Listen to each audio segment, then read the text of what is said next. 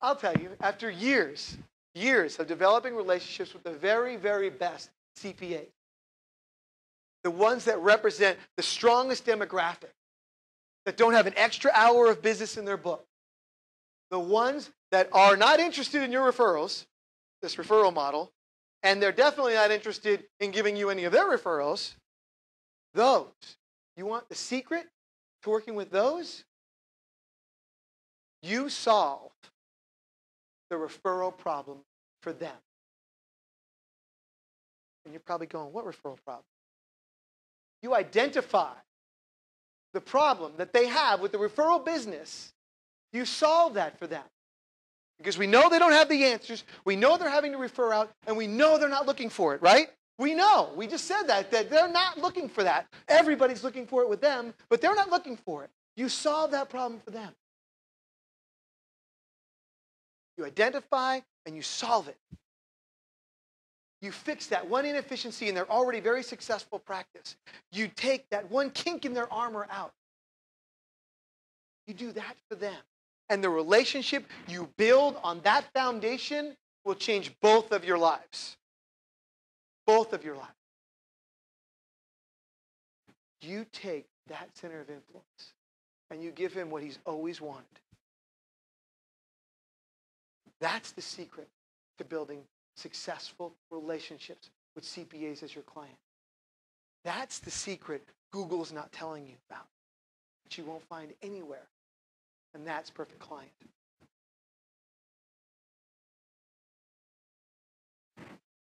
Does anybody know what that is right there, or what that represents?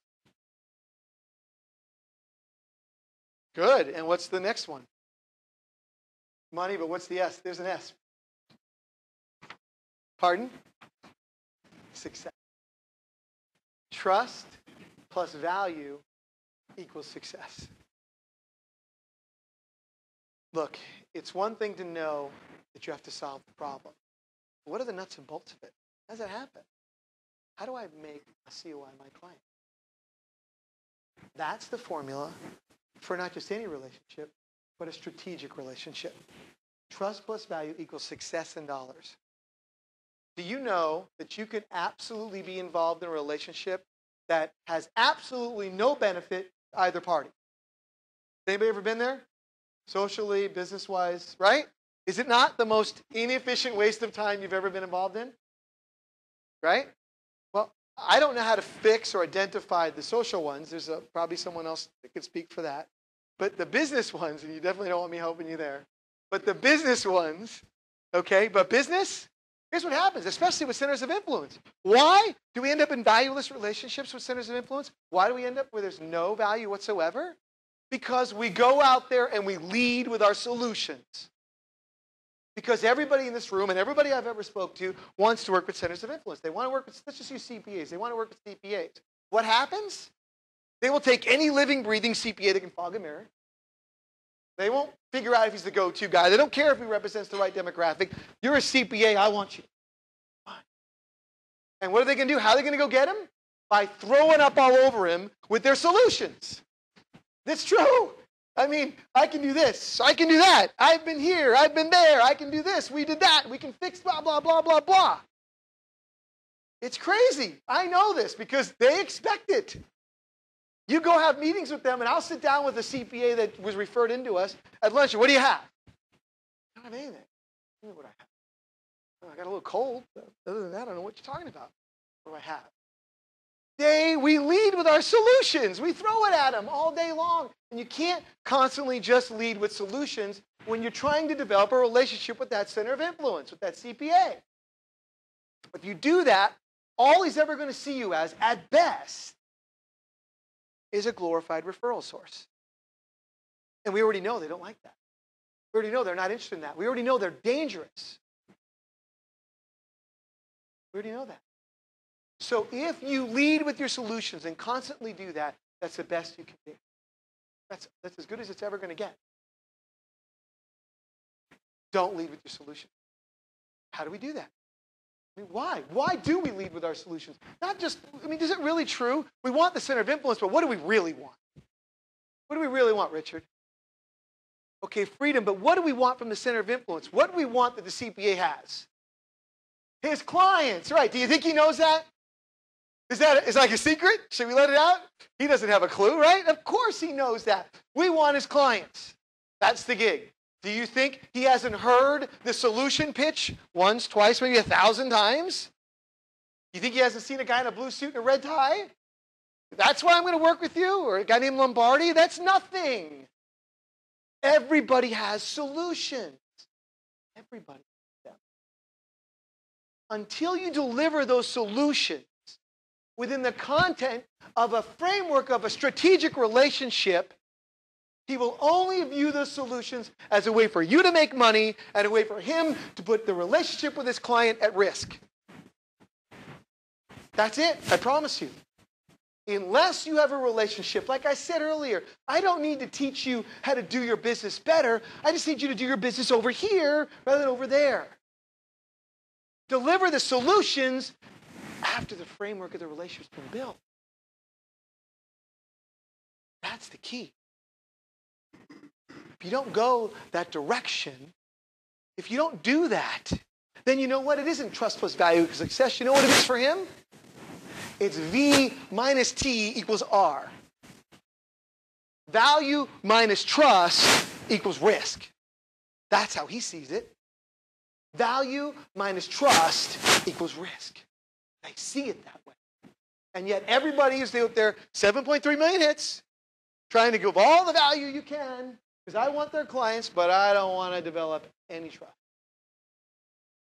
How did we get, does anybody's relationship in life work that way? Look, let's hang out, you and me. Don't trust me. But I got a nice car. Let's go. I got a fat wallet. Don't trust me, though. Better hold on to yours. It doesn't work that way, but yet we believe it can work in business. Absolutely not. You want his clients? You want the CPA's clients? Then the only thing you have to do, the first and only thing you have to do is make that CPA your client. That's all that has to happen. You want his clients.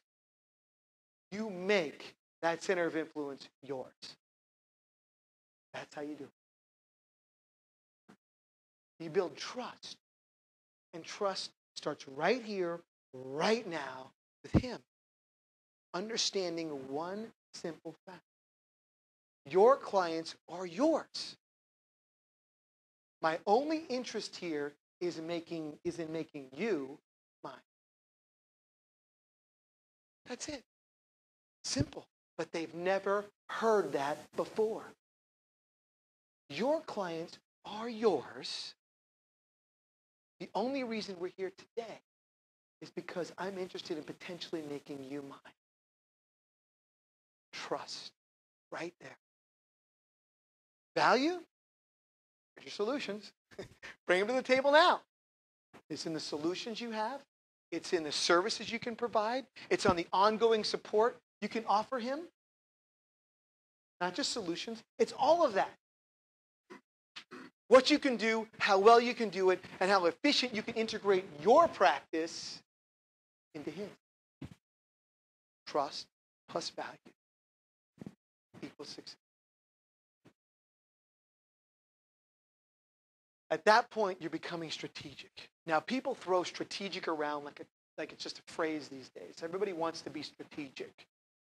But very few people know the true definition of strategic. Important or essential in relation to a plan of action. Important or essential in relation to a plan of action. Highly important to intended objective. Ask yourself this question. Just ask yourself this question and carry it with you when you leave here. If you had one center of influence client, one CPA firm with, say, 500 or 600 clients, and you were highly important and essential, highly important and essential to his practice, would it change your life? If you had one strategic, dynamic, profitable relationship where you were highly important or essential, it would change both of your lives.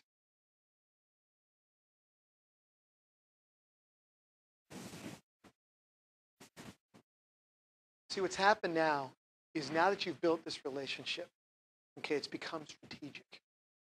Okay? It's starting to evolve. It's become successful. It's dynamic. It's profitable. And from that relationship now, you've got the fruits of your labor. You're seeing exactly what you want. You're having both sides of that coin. You've got the whole enchilada. You've got one person you're taking care of who's taking care of 500 others using you. That will change your life. That, perfect client. Now,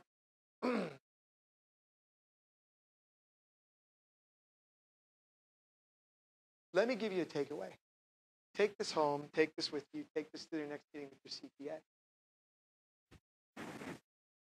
Everybody, 7.3 million in, everybody believes the referral model works within the CPA format. Nothing could be further from the truth. The referral model within the CPA to advisor world is broken. It's flawed at its very core.